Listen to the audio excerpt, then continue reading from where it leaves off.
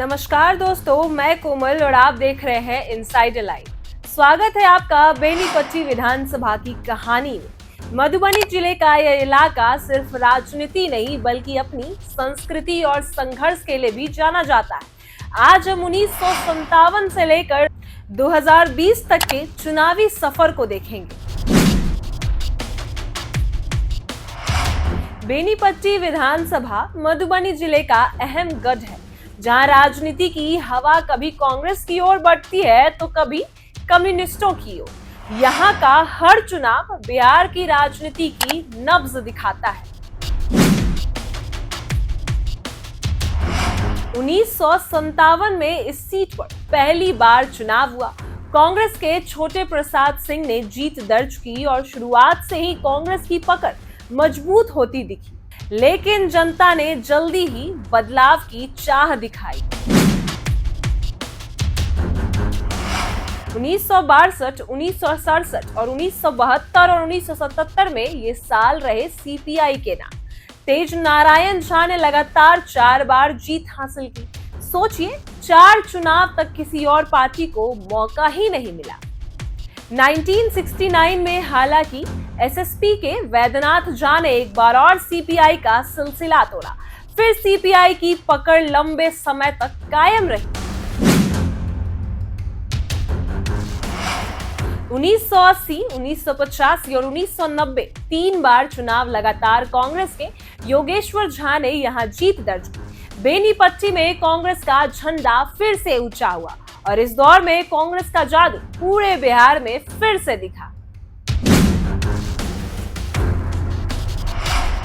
1995 का चुनाव दिलचस्प रहा।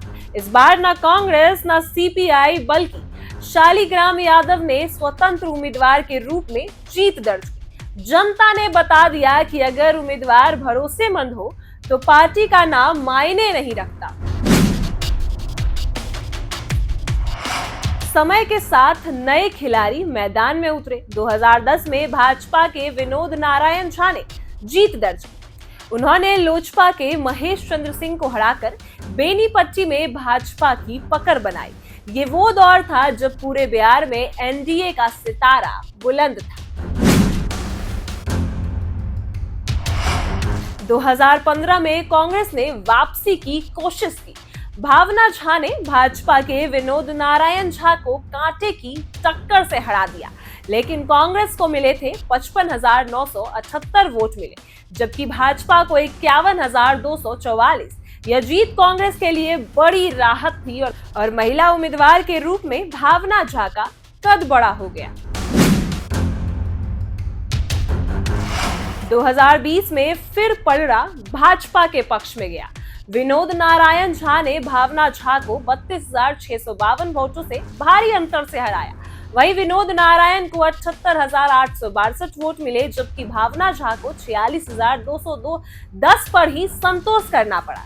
यह साफ दिखाता है कि बेनीपट्टी की जनता मुद्दों और कामकाज के आधार पर ही फैसला लेती। अब बात करते हैं इस सीट की असली ताकत, जो है जातीय समीकरण। ब्राह्मण वोटर लगभग 1/4 यानी करीब 25% है। यादव मतदाता लगभग 10% है। पासवान और रविदास भी प्रभावशाली संख्या में यहाँ पर मौजूद है। लेकिन मुस्लिम मतदाता जो बात करे तो लगभग 48,244 यानी लगभग 16.1%। यहाँ कोई भी चुनाव तब तक नहीं जीत सकता जब तक सभी समुदाय को साथ न लिया जाए। 2020 विधानसभा चुनाव के अनुसार जो कुल मतदाता थे वो 2,99,650। अनुसूचित जाति 39,794 यानी लगभग 13.28%। अनुसूचित जनजाति लगभग 150 यानी 0.05%। ग्रामीण मतदाता लगभग 100%। वहीं शहरी मतदाता लगभग 0%। यानी ये पूरी तरह ग्रामीण इलाका है जहां गांव की समस्याएं चुनाव में बड़ी भूमिका निभाते हैं। बेनीपट्टी की जनता ने हर दशक में बदलाव दिखाया। कांग्रेस, सीपीआई, निर्दलीय और भाजपा हर किसी को मौका दिया। ये बताता है कि यहाँ वोट जात पात से ज्यादा कामकाज और उम्मीदवारों की छवि पर ही पड़ता है। यहाँ सड़क, बिजली, शिक्षा और स्वास्थ्य हमेशा से चुनावी मुद्दे रहे। ग्रामीण इलाका होने के कारण खेती, किसानी और बाढ़ नियंत्रण भी बड़ा सवाल है। युवाओं के लिए रोजगार की कमी आज भी बहस का विषय है। अब सबकी नजर 2025 के चुनाव पर है। क्या भाजपा अपनी पकड़ बनाए रखेगी? क्या कांग्रेस दोबारा वापसी कर पाएगी या फिर किसी नए चेहरे को मौका मिलेगा या कोई नया चेहरा चौंकाने वाला नतीजा देगा? यह कहना मुश्किल है, लेकिन एक बात तय है कि यहाँ का वोटर हमेशा सरप्राइज देता है। बेनीपट्टी विधानसभा का इतिहास बताता है कि लोकतंत्र में जनता सबसे बड़ी ताकत है। पार्टियां बदलती हैं, नेता बदलते हैं, लेकिन जनता हर बार सोच समझकर फैसला लेती है। तो दोस्तों, आपने सुनी बेनीपट्टी विधानसभा सीट की पूरी कहानी। यह कहानी केवल एक चुनावी क्षेत्र की नहीं, बल्कि उस समाज की भी थी जो हर चुनाव में अपनी आवाज और अपनी ताकत को साबित करता आया है। बेनीपट्टी की गलियां, गांव की चौपालें और खेत खलियानों से निकलने वाली आवाजों ने यहाँ की राजनीति को बार बार नई दिशा दी है। बेनीपट्टी की दास्तान ने हमें सिखाया कि लोकतंत्र में जनता ही सबसे बड़ी ताकत है। यहाँ के लोग सिर्फ वादे सुनने वाले नहीं, बल्कि उन्हें परखने और जांचने वाले भी। जिसने काम किया उसे सम्मान और समर्थन मिला, जिसने जनता की उम्मीदों को पूरा नहीं किया उसे सत्ता से बाहर का रास्ता दिखा दिया गया। यही कारण है कि बेनीपट्टी का चुनावी इतिहास उतार चढ़ाव और दिलचस्प घटनाओं से भरा हुआ है। कभी बड़े नेताओं और दलों ने इस सीट पर मजबूत पकड़ बनाई, तो कभी स्थानीय और क्षेत्रीय ताकतों ने यहाँ अपना असर दिखाया। जनता ने हमेशा यह जताया कि वह किसी एक चेहरे या पार्टी की मोहताज नहीं है। चुनाव दर चुनाव यहाँ के मुद्दे बदले। कभी शिक्षा और सड़क प्रमुख रहे, तो कभी रोजगार और स्वास्थ्य के लोगों को प्रभावित किया।